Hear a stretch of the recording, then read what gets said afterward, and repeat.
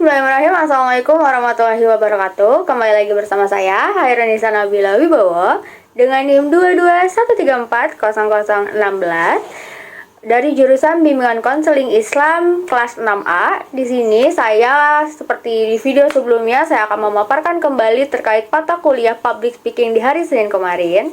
Pada pertemuan kali ini, pertemuan itu dilakukan secara online, tidak seperti biasanya, karena biasanya itu kita melakukan perkuliahan secara offline. Namun, pada sistem perkuliahan itu sama seperti perkuliahan offline, hanya saja dalam bentuk online. Jadi, pada pertemuan kali ini sudah ada 3 orang mahasiswa yang sebagai public speaker yang ditunjuk secara acak dengan menggunakan gaya public speaking mereka.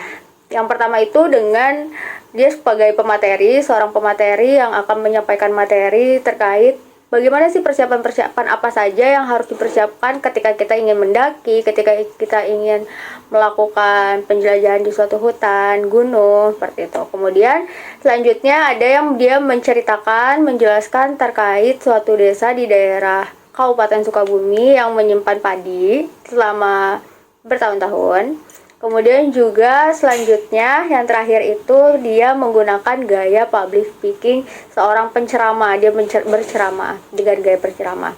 Dan menurutku memang ini cukup menarik sekali pada mata kuliah public speaking ini.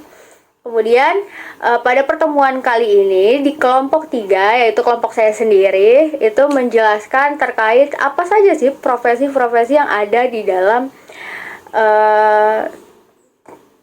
dunia public speaking.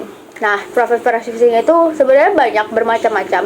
Ada guru, ketika kita menjadi seorang guru, kita harus memiliki gaya public speaking, harus bisa menyesuaikan ketika kita menjadi guru SD. Bagaimana cara kita menyampaikannya? Kemudian ketika kita menjadi guru anak-anak SMP itu bagaimana cara kita menyampaikan agar ilmu itu dapat diserap. Kemudian ketika kita menjadi guru SMA atau dosen itu kan memiliki gaya-gaya penyampaian yang berbeda-beda. Kemudian juga ada Master of Ceremony atau MC. Nah, Master of Ceremony seperti namanya, Master of Ceremony. Jadi dia adalah pemimpin, yang membina ketika ada suatu acara atau host, seperti itu ya.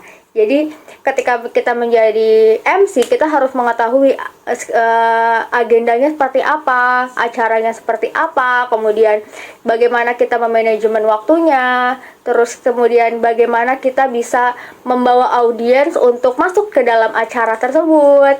Kemudian juga kita harus bisa tampil semenarik mungkin untuk mengajak audiens juga ikut hidup gitu, menghidupkan ke acara agenda tersebut. Kita juga harus tahu manajemen waktunya agar kita tahu nih rondonnya seperti apa.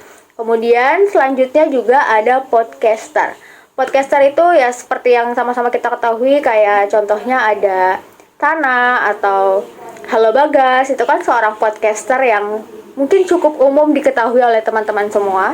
Jadi seorang podcaster juga dia harus, karena podcaster itu kan dia hanya suara, bentuknya audio. Jadi kita harus bisa mengolah suara kita agar gimana sih caranya ini tuh menarik, kemudian dari pendengar juga bisa masuk ke dalam pendengarnya. Jadi pendengar itu bisa merasakan apa yang kita rasakan ketika kita menyampaikan suatu pesan yang memang sedih, bagaimana kita mengolah suara itu. Kemudian ketika kita membawa pesan yang memang senang, bagaimana cara mengolahnya, seperti itu. Kemudian juga ada motivator. Mungkin yang sama-sama kita ketahui, seorang motivator kan motivasi kita ketika kita sedang down, kita pasti membutuhkan suatu motivasi. Kemudian bagaimana sih seorang motivator itu? Sebagai seorang motivator tentunya kita harus bisa membangunkan semangat dari audiens. Jadi kita harus tahu nih apa nih materi yang harus kita sampaikan kepada mereka. Kita juga seorang motivator harus bisa menguasai materinya seperti apa agar motivasi yang kita berikan kepada audiens itu dapat tersampaikan dan audiens itu dapat termotivasi dari apa yang telah disampaikan oleh motivator itu sendiri. Kemudian selain itu juga ada stand up komedian. Jadi seorang stand up komedi itu bukan cuma sekedar dia lucu-lucuan aja, tapi terkadang mereka juga punya konsepnya. Bagaimana konsep yang baik itu sebagai seorang stand up komedi, bagaimana cara kita menyusun naskahnya agar terlihat menarik komedinya seperti itu. Kemudian juga ada juga profesi psikolog atau mungkin konseling, seperti saya sebagai jurusan bimbingan konseling juga jadi harus bisa memiliki gaya public speaking, gaya bicara yang baiknya bagaimana agar kita ketika kita bertemu dengan klien, bagaimana cara penyampaian kita kepada klien, kemudian dan itu tuh harus memiliki kemampuan public speaking.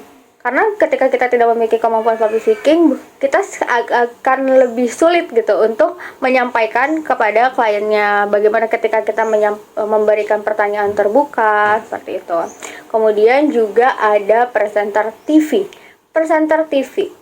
Sebagai seorang presenter di televisi, itu tuh harus menjadi kayak harus bisa membawakan secara menarik, kemudian bagaimana mimik wajah mereka ketika kita membawakan suatu berita, informasi sedih, bagaimana kita menyampaikan mimik wajahnya juga harus menampilkan mimik wajah yang memang sedih. Kemudian ketika kita membawakan kabar atau informasi yang gembira, mimik wajah kita juga harus bisa membawakan hal tersebut agar para penontonnya yang menonton itu bisa terbawa suasananya dan informasi yang disampaikan itu dapat tersampaikan.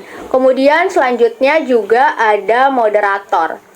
Nah, tadi kan sudah saya jelaskan bahwa ada MC, Master of Ceremony. Nah, apa sih bedanya sama moderator? Jadi, kalau Master of Ceremony atau MC itu tuh dia yang akan memimpin suatu acara, agenda dari awal sampai akhir. Tapi kalau moderator itu hanya memimpin dalam suatu diskusi. Jadi di dalam diskusi, maka seorang moderator juga selain pemateri yang bisa memahami materinya, dia harus menguasai materi. Seorang moderator juga harus menguasai materinya. Kemudian dia juga harus kenal nih kepada kenal dengan pematerinya siapa. Kemudian bagaimana cara ia membangkitkan semangat para audiens. Karena moderator itu kan pasti lebih awal untuk tampil sebelum pemateri itu masuk membawakan suatu diskusinya gitu atau suatu materinya. Jadi dan suatu diskusi itu akan sangat terlihat menarik untuk audiens ketika pembawaan di awal saat pembukaan itu dapat menarik. Maka bagaimana cara seorang moderator itu harus membawa audiens itu bahwa diskusi ini menarik loh gitu. Jadi dia harus bisa membawa suasana yang tenang, menarik. Kemudian juga banyak persiapan-persiapan yang harus dipersiapkan oleh seorang moderator, sama halnya dengan MC gitu. Kemudian yang terakhir di kelompok 3 ini juga membahas tentang penyiar radio. Mungkin penyiar radio mungkin hampir sama dengan podcaster. Dia hanya bentuknya berbentuk audio aja gitu. Jadi tidak terlihat wajahnya, mimik wajahnya seperti apa, kemudian ekspresi kita seperti apa, tidak berbeda dengan seorang presenter. Karena kalau seorang presenter ketika dia menyampaikan, penonton itu melihat mimik wajahnya seperti ini gitu. Tapi ketika penyiar radio itu kan hanya audio aja. Jadi bagaimana dia harus bisa memainkan suaranya. Kemudian harus bisa menguasai tata bahasanya seperti apa, bagaimana cara ia menyampaikan. Kemudian harus memiliki kemampuan di mana ketika itu tuh harus bisa membawa si pendengar itu masuk ke dalam informasi yang disampaikan, seperti itu. Mungkin kurang lebihnya hanya ini yang dapat saya sampaikan. Sampai jumpa di video selanjutnya. Dadah.